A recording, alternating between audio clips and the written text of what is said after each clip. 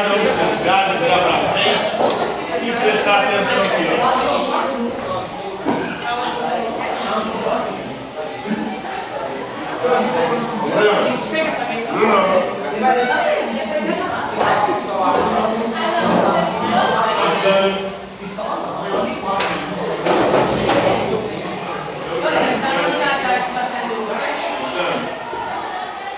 E aí, né?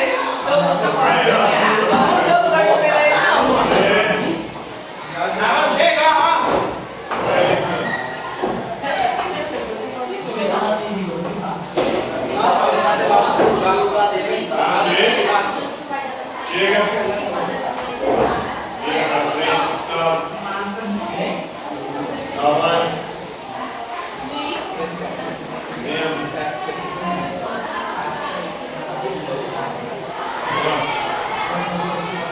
Então, na aula de hoje, vamos falar sobre o livro de Isaías na Bíblia. Vocês conhecem o livro de Isaías?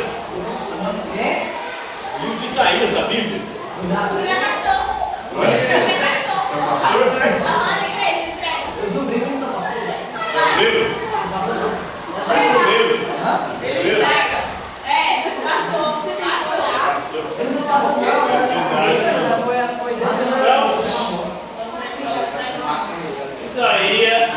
Isaías foi um dos principais profetas do Antigo Testamento. E na aula de hoje vamos falar especialmente de um trecho do livro do profeta Isaías, que é o trecho do servo sofredor. Está entre os capítulos 40 e 55.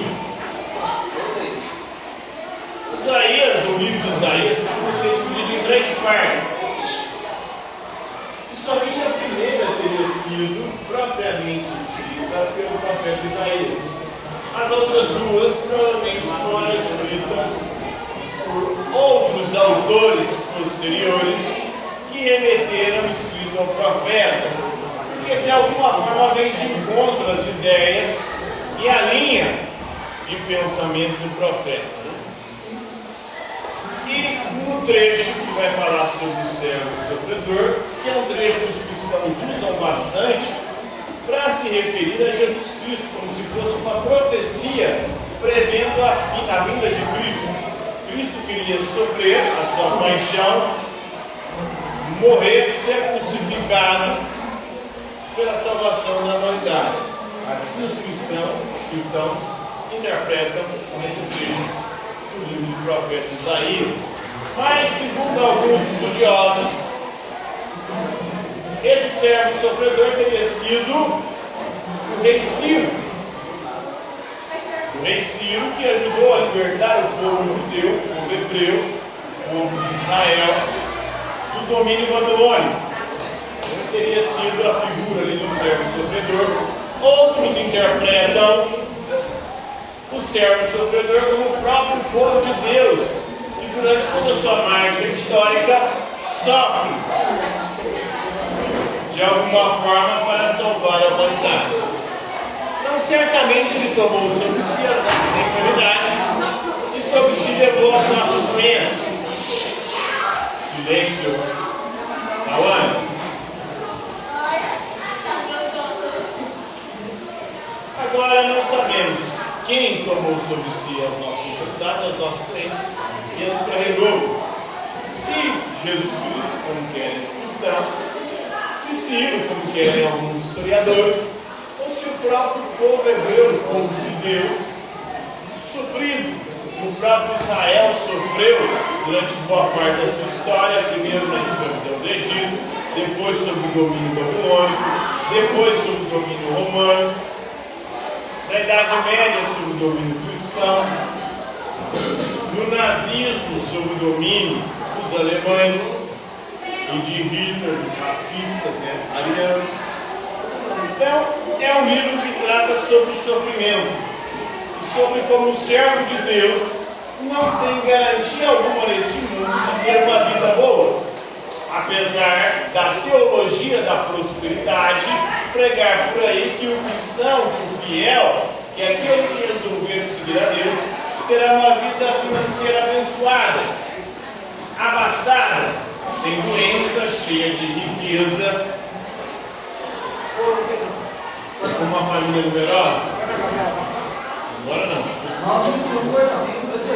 Não contrasta com essa teologia da prosperidade, que mostra como o servo de Deus é alguém que vem nesse mundo para sofrer, e sofre de forma resignada, submissa, sem se revoltar e sem esconder, sem autodefesa também, como muitos cristãos atualmente defendem o direito de defesa, de estar armado, de revidar a violência.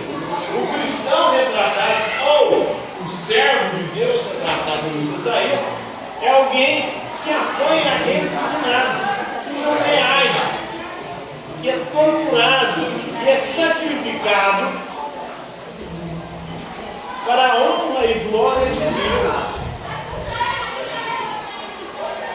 Então, o livro de Isaías teve sido escrito por volta do século VI a.C., durante o domínio sobre o Império Babilônico, o povo de Deus estava sofrendo, ameaçado aí pelos persas, liderado por rei Ciro.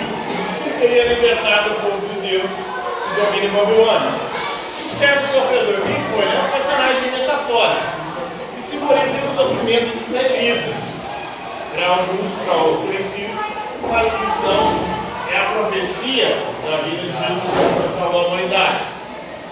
Segundo Isaías, o profeta não nomeado, ele se acredita que teria escrito esses capítulos de 40 a 55, que retratam o servo sofredor. Tem o terceiro Isaías, os princípios do século VI a.C. Então, Ciro, rei da Pérsia, teria libertado o domínio babilônico. Ele foi rei da Pérsia entre 558 a 530 a.C.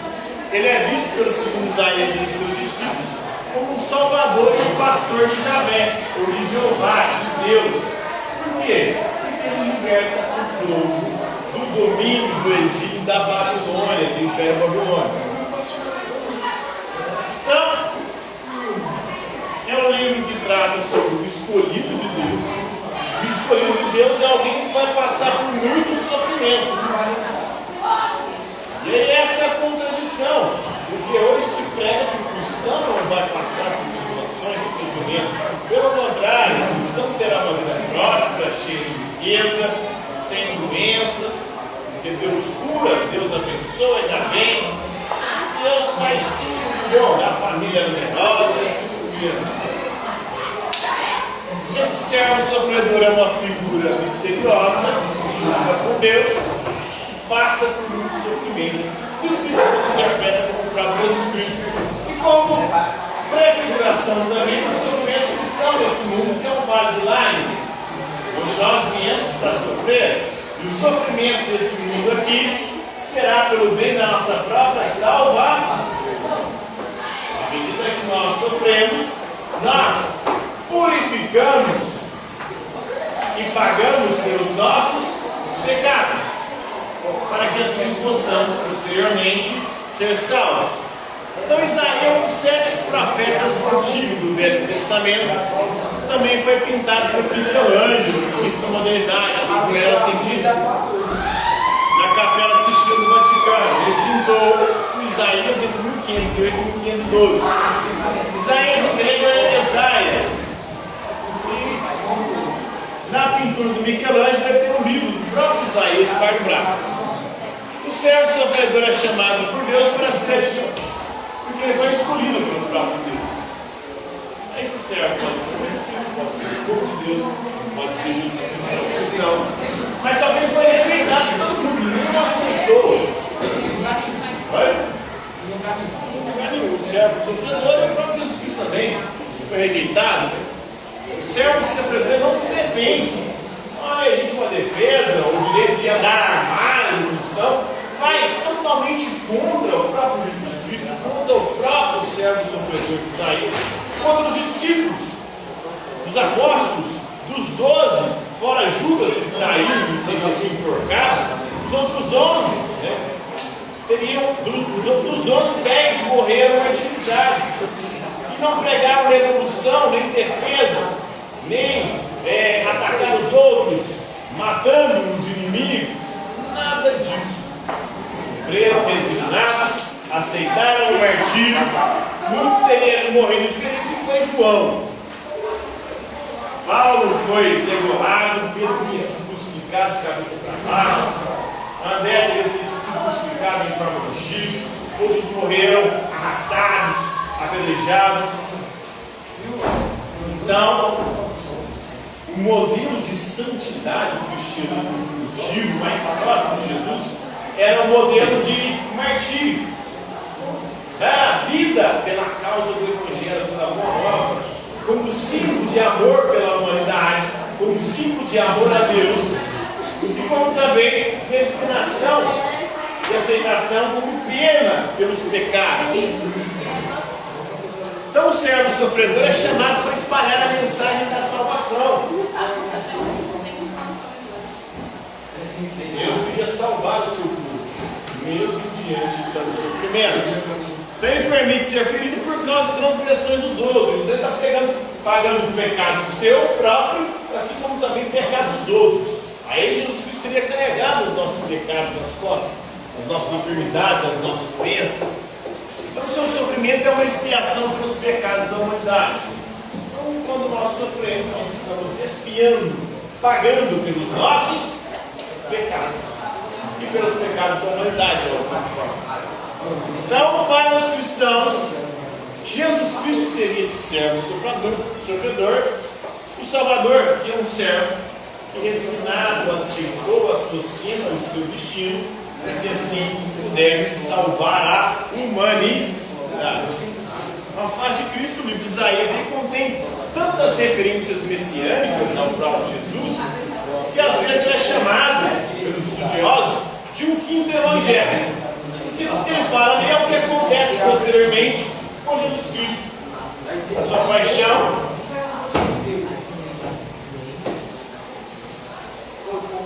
crucifixão e morte, principalmente naquele período ali da Semana Santa.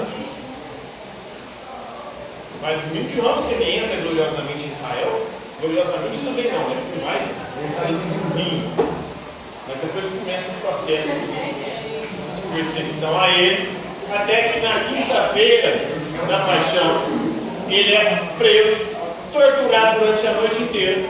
Depois tem que carregar a sua cruz até o Calvário, onde ele é crucificado. E aí, depois de crucificado, passa um bom tempo agonizando até que ele morre. Seria um servo sofredor. Jesus Cristo teria sido a encarnação dessa figura, desse servo sofredor, e por isso os cristãos enxergam neste texto bíblico uma profecia ou a prefiguração do próprio Jesus Cristo. Beleza? Entenderam aí o livro de Isaías? Por hoje é isso aí.